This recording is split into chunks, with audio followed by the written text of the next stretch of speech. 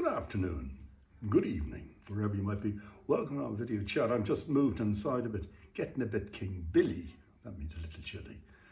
I was just spent the afternoon with a client in El Corte Inglés. We were having a coffee. I'm talking about the El Corte Inglés now, Puerto Banús. It was. I remember the time they were building. There's some very nice little restaurants there, very nice gourmet restaurants, this restaurant, that, and then not so expensive restaurants. The thing about El Corte Inglés being expensive, honestly, I was in the supermarket, the hypermarket or whatever in El Corte Inglés, and I must say, it's huge. It's got such an array of foods and frozen foods and everything. And I must say, I was really, and cooked foods, really impressed with some of the prices. I thought, it's not my local. You've got to go into Puerto Banús and Park and everything. My local is here. But, I thought I'd like to grab a trolley. I don't know about you, but I'm one of these people that go to the supermarket every day. Every day. I just like, what am I going to eat tonight? What am I going to eat? And etc. Anyway, I was sitting there having a coffee, and I remember when El Corte Inglés first opened, because people were talking about it. They've got one in Malaga, so why would they need one in Marbella? Marbella is a very small place. But anyway, who's to argue? And they built it. And I remember going in there almost the day it opened and loved it. And I noticed all the signs were in Spanish, which floors, all this sort of stuff, were all in Spanish. And I thought to myself, maybe El Corte Inglés doesn't realize that Marbella is really very international, and maybe they should have a rethink. And I got in touch with them. And I said to them, this is a very a transient society, international society, a very large English-speaking society. Maybe you should think of maybe doing some of your signs in English. I left it at that. At that time, I was on Onda Cero radio.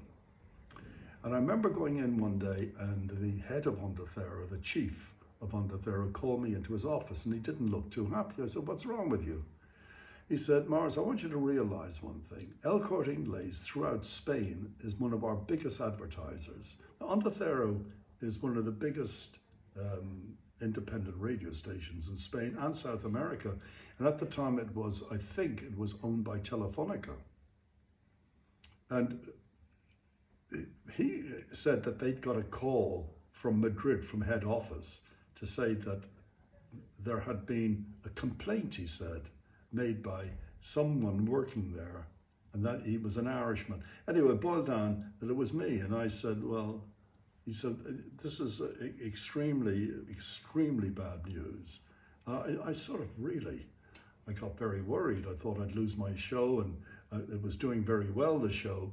Although I was an independent, I bought the time, and it was called the Late Late Breakfast Show. If any of you remember, young enough to remember it, it was Dunnes Stores Late Late Breakfast Show. Anyway, they had said that they'd like to see me, and the head of the radio station, this is really bad, because if we lose the contract for Spain out of your complaint, we're going to have to get rid of you, Morris. And I said, well, I didn't complain. He said, well, what did you do? I just said, that they could have had their signs in English as well as Spanish, as is the very international. He said, well, you shouldn't be doing that with our biggest client. Anyway, they want to see you tomorrow morning, and I'm coming with you. But it's not good news. Anyway, I went into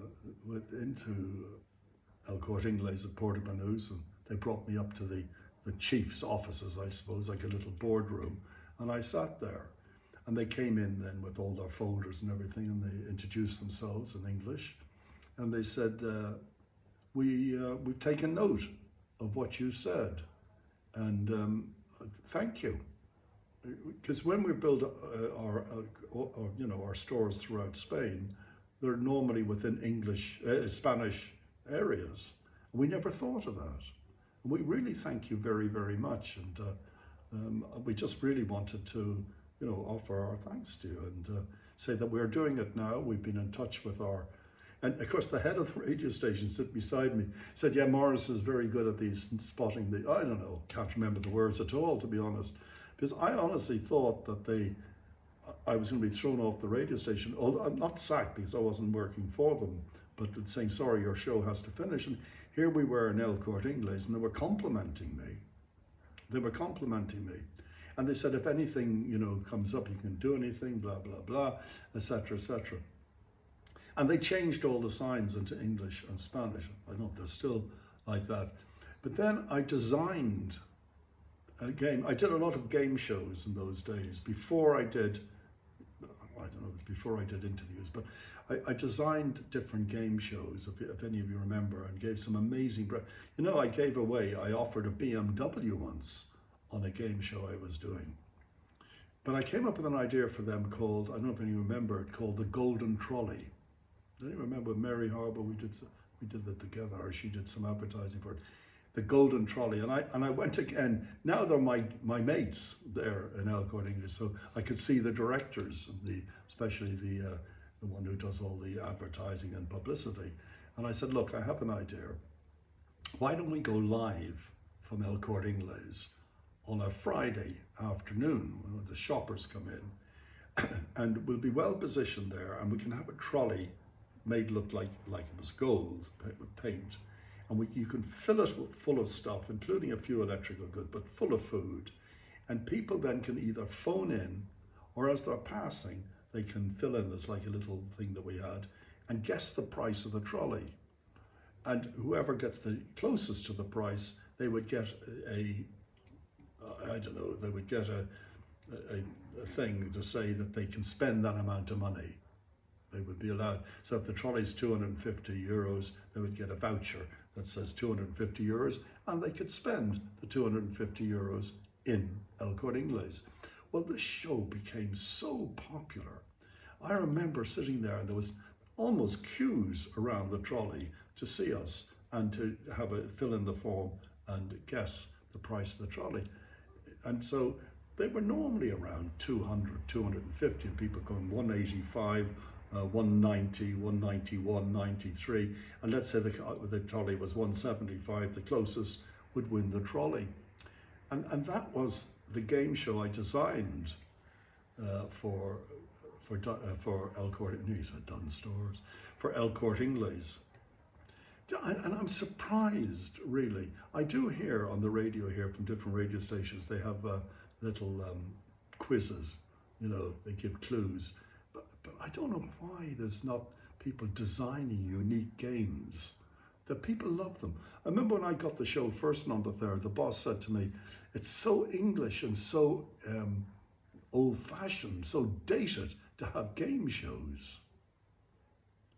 But that's the way I designed my my shows, as game shows. And I remember, this is at the beginning, of course. I remember I was just about to interview. When I started my interviews, the person I was about to interview was screaming Lord Sutch. Do you remember him? From the Looney Party, the Loonies, the Looney Party. And just before I was speaking to him, the music playing, and I said, do me a favor, I can't remember his name, Lord Sutch. Do me a favor, come on for a moment, say a few words, then I'm going to hang up and I'm going to ask the audience to guess who's talking. And that's how that game was developed into Guess Who's Talking. Another game I developed, and I think it was with Barry Mitchell at the time, was the golf game, which was sponsored by Club La Costa. And we made out a grid like A, B, C, D, E, F, and then 1, 2, 3, 4, 5, 6, whatever, and the squares. And in that square, we put a red tick, okay? We put a red X, in one of the squares.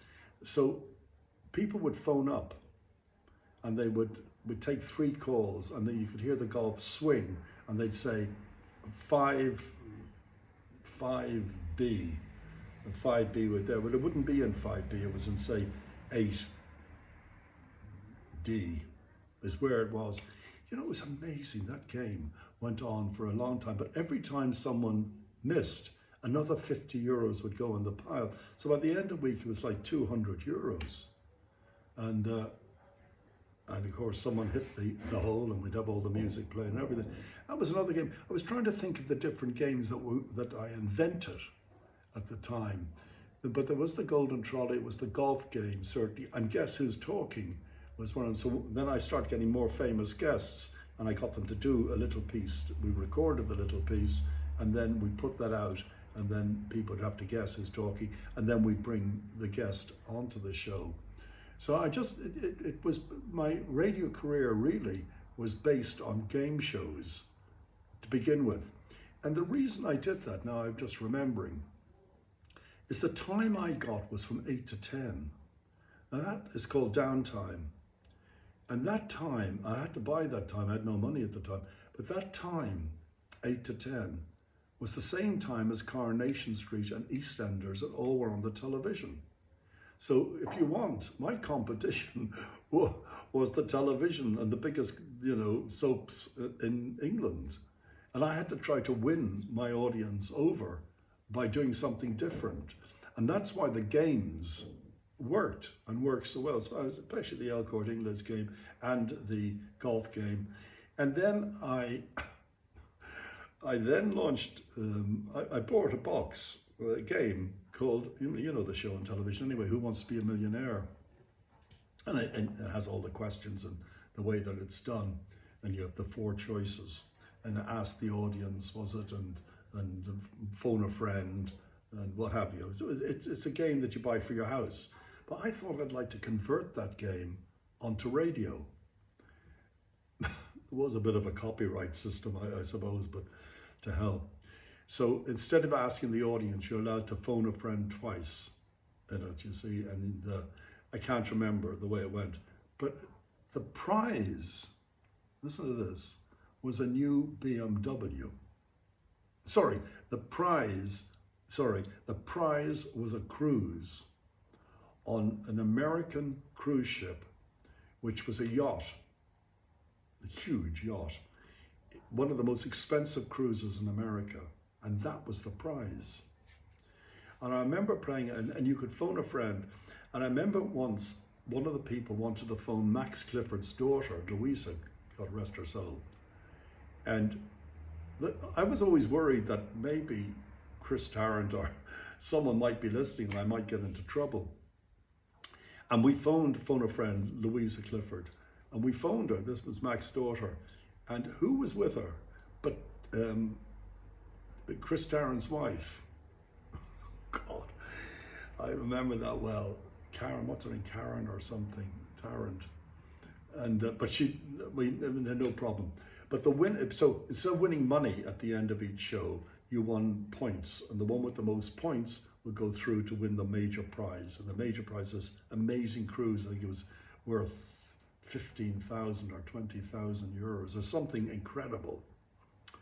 And it was won by Jackie Travis. Now, a lot of you probably don't remember her, but a lot of you might remember. She was a thespian. She was bigger than life.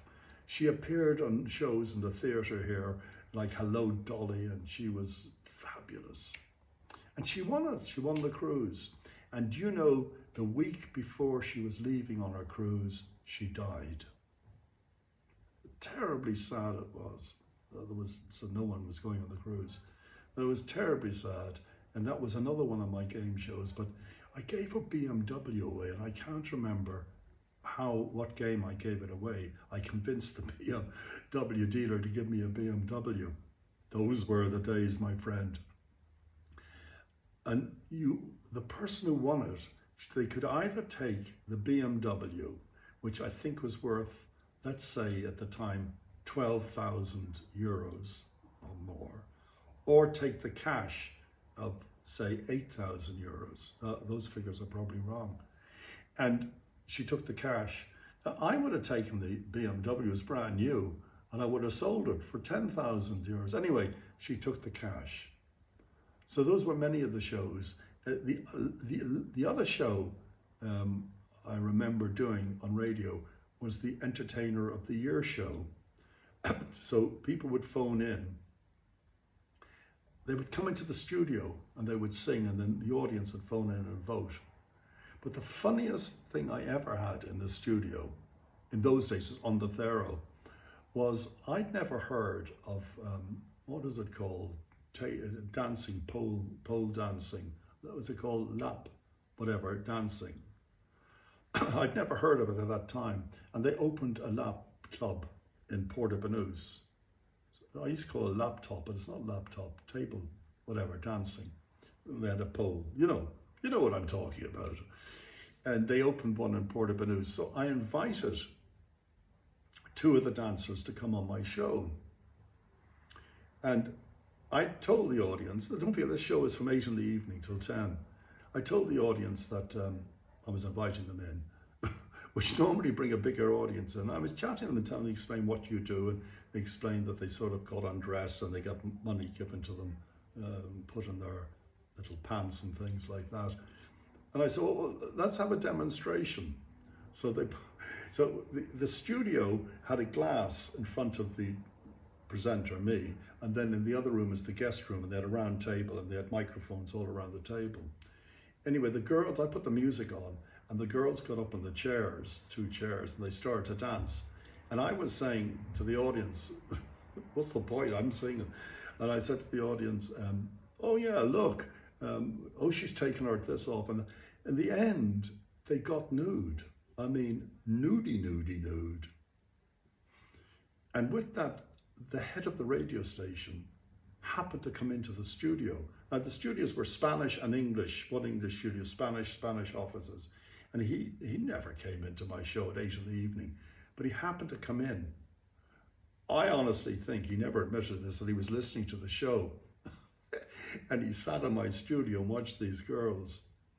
Anyway, that show did quite well. But the funny one was, months later, whenever it was, I invited in someone who opened a sex shop. And he came in to explain, or she came in to explain on air what they sold. No, it was never here before, what they sold and everything. But they bought a big box of stuff, and they were putting it out on the tables and everything. But what I didn't know is the head of the radio station's director from Madrid was here, and he was out with the director. The director for dinner or whatever, and he said, oh, come up to the studio. The head hadn't been up in the studios since they'd been modernized or whatever, and they came in at about 9 o'clock. And I'm doing my show, and on the table was a load of vibrators, Mickey Mouse vibrators and all sorts of sexual toys. And he walked in with the head of Onda Cero from Madrid, and oh my God, I'm in trouble here again. Well, I didn't really get into much trouble, but it was sort of fun times, you know. It was all very new. There was no English radio station here at the time, and it was all very new. And I suppose I wanted to be progressive, and I wanted to do things. I wasn't satisfied. I didn't want to be a DJ. I wanted to be a presenter. It was sort of my ambition, and that happened when I started doing interviews with people. And probably there's many memorable interviews I did, but one that always sticks in my mind is with Christopher Reeves, Superman. You remember him off the horse and broke his neck, and God love him, he was paralyzed the next day. This hugely fit, handsome, successful actor, and now he's paralyzed. Paraplegic, isn't that what you call it? Totally. And I got to interview him by phone. But it had to be recorded, was one of the conditions. And the other condition is he's on a ventilator. So I had to wait. He could be through a sentence, and then he had to finish the sentence by bringing air in. So you could hear it, and then he would carry the sentence on. But he was an extraordinarily brave man, full of joy in a way, and explained how that horse went over on a fence. Simplest accident, which shows that your life can change in a mammoth second. And he went over the top of the horse and came down on his head and broke his neck, and that was it. That was it, the Christopher Reeves interview.